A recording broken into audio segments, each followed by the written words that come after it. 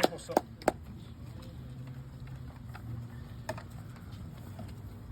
Merci, M. Dagenet. Donc, ce que vous avez derrière moi, mesdames et messieurs, est le fruit de longues heures de travail d'un citoyen pleinement engagé dans son travail et sa passion. Quoi de plus authentique que des fougères en fer forgé réalisées par un biologiste qui voue une passion au travail de forgeron?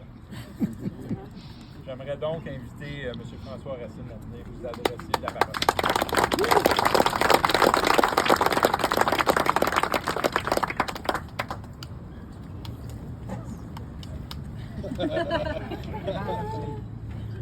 Ouais. Moi, je l'ai écrit là parce que je ne faisais pas confiance. Fait que, d'abord, un énorme merci d'être là. J'ai invité mes amis, mes connaissances, puis les citoyens en général, puis ça me touche vraiment que vous ayez fait le déplacement pour venir à ce moment-là qui est important pour moi. Donc, merci en commençant avec ça.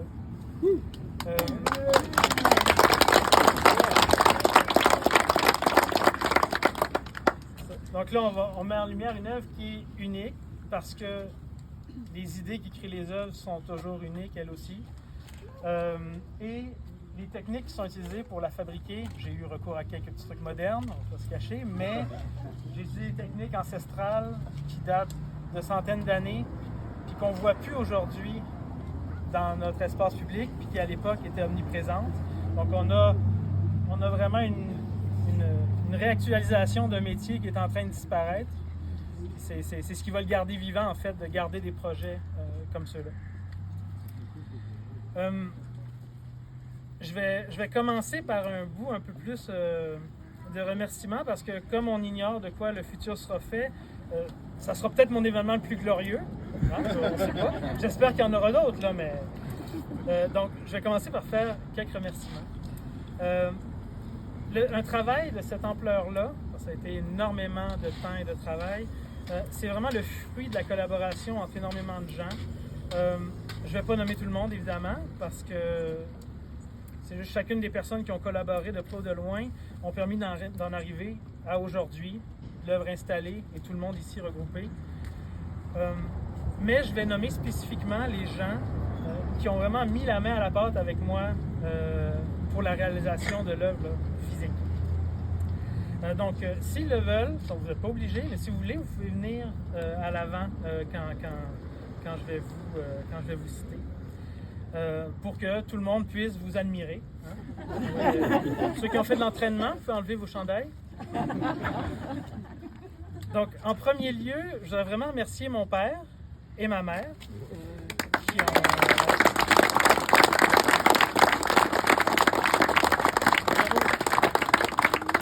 Je les ai exploités comme pas possible. Ils ont tiré, poussé, tenu plus que leur part de métal. Là, quand j'avais besoin de quelqu'un pour 5 minutes, c'était toujours...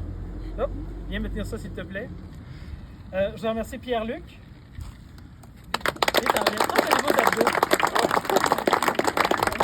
Pierre-Luc s'entraîne, mais il a su rester moelleux.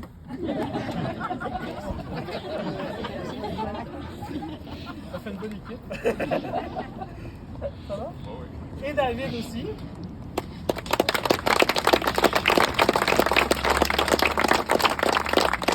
Je ne les ai jamais rencontrés. Mais ils ont fait le même travail. Mais ils ne se sont jamais rencontrés. Donc, David et Pierre-Luc m'ont vraiment aidé à percer les 25 trous renflés qui constituent la base. Parce que, comme si vous l'avez remarqué, les pièces de la base font... Le carré fait 2,5 pouces de large et il y a une tige de 2,5 pouces qui passe au travers. Alors aujourd'hui, pour un monteur-soudeur, ça c'est de la sorcellerie parce qu'il ne peut pas percer un trou de la taille de la barre dans laquelle il perce le trou. Donc nous, avec les techniques anciennes, on est capable d'ouvrir ça à chaud, faire un trou renflé et de faire des magies comme celle-là. Donc au départ, moi, quand je leur ai demandé leur aide, je pensais leur faire utiliser la masse et qu'ils tapent, mais ils n'ont jamais voulu. Donc ils ont préféré me laisser m'éreinter à la masse. Mais je les remercie quand même parce que j'ai vraiment pu frapper de toutes mes forces sereinement. C'est possible de faire ça. Parce que j'étais certain que rien n'allait bouger, qu'ils allaient s'adapter et qu'ils allaient à l'affût de mes demandes. Donc, un énorme merci pour votre contribution. J'aurais pas été capable de le faire sans votre aide.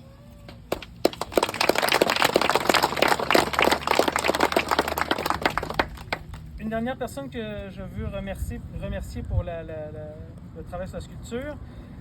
Je vais également vous demander de le tenir pour responsable en cas de problème avec les soudures. Alex? OK.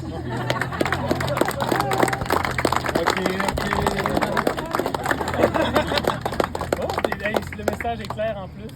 Pas juste une belle barbe. J'aimerais ça remercier mes parents. Parce qu'il a fait un travail colossal. Ben là. Il a fixé chacune des feuilles sur la tige. Moi, je voulais pas me souiller avec une technique traditionnelle, une technique moderne, c'est-à-dire. La honte. Donc, j'ai demandé à Alex de souder. Je disais exactement où les mettre. Il a tout mis ça aux bons endroits, impeccablement. Il était fraîchement sorti de sa formation de soudeur avec une expérience qui était famélique à la soudure à la baguette. Allez pas les voir, s'il vous plaît. Ouais. Mais il a fait un travail que plusieurs soudeurs de métier qui étaient venus un petit peu... je sais pas comment le dire, je le dirai pas. Il était venu avec beaucoup d'esprit critique, disons, pour regarder son travail. Ils ont complimenté le travail qu'il avait effectué, donc je pense qu'on peut avoir confiance en ses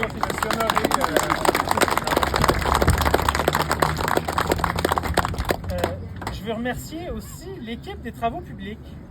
Donc, je ne me rappelle pas de ton nom. Martin? Oui. Tu peux venir? Je ne sais pas si tu es tout seul, là, mais... Parce que ils ont aidé à installer la sculpture sur sa base. Ils étaient intéressés, ils étaient compétents, ils ont été motivés. J'ai trouvé ça vraiment agréable de travailler avec vous autres. Et surtout, Martin ici présent a été celui qui a dû utiliser mon gabarit pour couler la fondation. Et il a fait un travail tellement excellent que quand on est arrivé pour l'installer, on l'a installé lundi dernier, on s'était dit, comme ça, on a de la marche, il y a un problème, on va pouvoir s'ajouter. On arrive là, 1h30, c'était fini. Elle est rentrée sur ses tiges, numéro 1. Donc, un énorme merci et félicitations pour votre travail.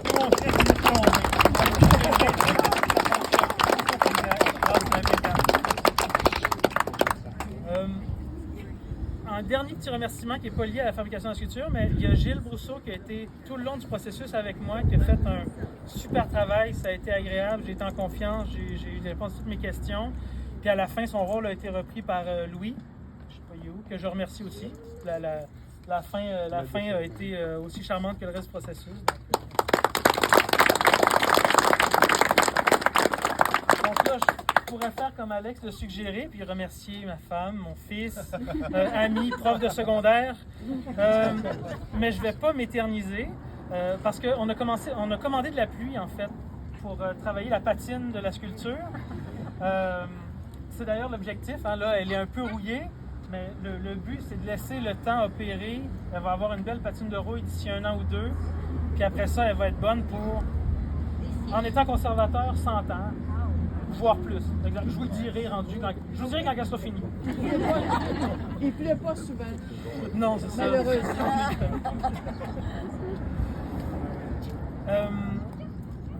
Par rapport au processus, là, on m'a demandé d'en parler un petit peu, donc je vais comme improviser. Par rapport au processus qui a mené à la création de la sculpture, il y avait 2 thèmes principaux qui se dégageaient. C'était plein air et les générations. Donc, moi, en fait, pour réfléchir au projet, parce que quand j'ai vu l'appel d'offres, je me dis, je ne peux pas ne pas essayer de faire une œuvre pour ma propre municipalité que j'aime, que j'apprécie et pour laquelle que je veux embellir. Là, c'est une opportunité en art. Donc là, j'ai vraiment réfléchi à qu'est-ce qui pouvait représenter la municipalité. Donc pour le plein air, j'étais en train d'entailler dans l'érablière, pas d'entailler, de désentailler à la fin des sucres. Et là, la neige avait fondu un peu partout, le verre commençait à sortir et je me suis mis à remarquer des fougères un peu partout. Et tranquillement, au fur et à mesure que je marchais, je me disais, c'est beau une fougère, déjà. Et je me disais, mais des fougères, en fait, là, je suis dans l'érablière, il y en a un peu partout, mais quand je vais dans les sentiers partout à la municipalité, il y en a. Quand je vais au bord d'un ruisseau, quand je vais même au milieu d'une forêt, il y a d'autres espèces qui ressortent. Donc, c'est quelque chose qui... ça représente le plein air pour moi, parce que si on va dans la nature, on les croise, mais à la base, c'est aussi quelque chose qui est très représentatif de notre municipalité. Et pour l'intergénérationnel, ben, quand je voyais les fougères pousser en rond, avec la petite tige en spirale qui s'ouvrait lentement jusqu'à pleine ouverture, avec le rond qui forme un peu une famille ou un tout qui est cohérent. Ben, je trouvais que l'intergénérationnel, on venait vraiment le chercher avec cette signification-là. Donc, c'est de là que a parti le processus créatif pour en venir avec la proposition de projet que vous voyez là. Il est excellent.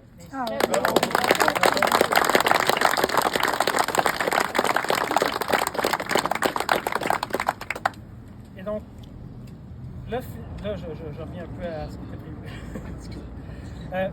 Finalement, je tenais à dire que ce que je trouve le plus important dans mon travail artistique, dans mon approche, c'est vraiment la création, justement. Ce que je vous ai expliqué là, la réflexion, le fait de devoir imaginer un résultat à partir de presque rien. Donc, on explore en fait tous les possibles quand on est en création. Puis, c'est le cœur vraiment de ce que je fais. Puis, je vais profiter de membres de la classe politique pour justement faire un parallèle. Notre société, notre monde, nos conventions entre citoyens, notre système économique, c'est tout le résultat d'actes de création. Tout ça, c'est inventé et c'est mis en place par nous, les humains. Et en ce sens, je pense que les politiques,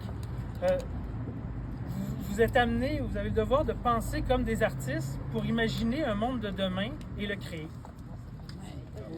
Donc, inventer, innover pour créer du sens, du beau, du bon. Et du mieux connu. Pour ma part, maintenant, personnelle, j'espère que par cette œuvre, avoir contribué à embellir notre espace commun à la municipalité. J'espère aussi que le message qu'elle porte va être inspirant pour plusieurs. Donc, je l'ai intitulé Kyklos parce que ça signifie cycle. Et le cycle, c'est les générations qui se succèdent. Donc, c'est ce qu'on voit avec le développement de la fougère qui meurt et ça recontinue. Et tout est lié par le centre, donc tout se tient là-dedans. Et les générations se succèdent au point où le mot kyklos, qui vient du grec ancien, pour nous aujourd'hui ne veut plus rien dire. Alors qu'à l'époque, la signification était courante. Et pourtant, nous sommes quand même liés à ce passé, puis on peut remonter comme ça jusqu'à se perdre dans les abîmes du temps. Et cet état de fait-là, je trouve, nous force à penser à ceux de qui nous serons les ancêtres, ce que nous leur aurons légué et ce que nous aurons fait pour leur laisser un monde où ils pourront vivre et s'épanouir. Et j'ai pas besoin de vous rappeler les menaces qui passent sur nos futures générations, que ce soit climatique ou la destruction de la biodiversité en premier lieu. Je suis biologiste. Donc j'espère qu'on peut être tous artistes et créateurs d'un avenir pour traverser cette époque qui est vraiment charnière et pouvoir vivre demain. Voilà.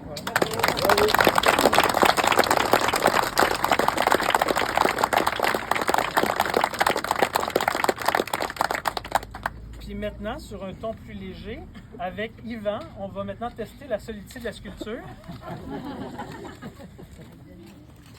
Je vais aller chercher les marteaux.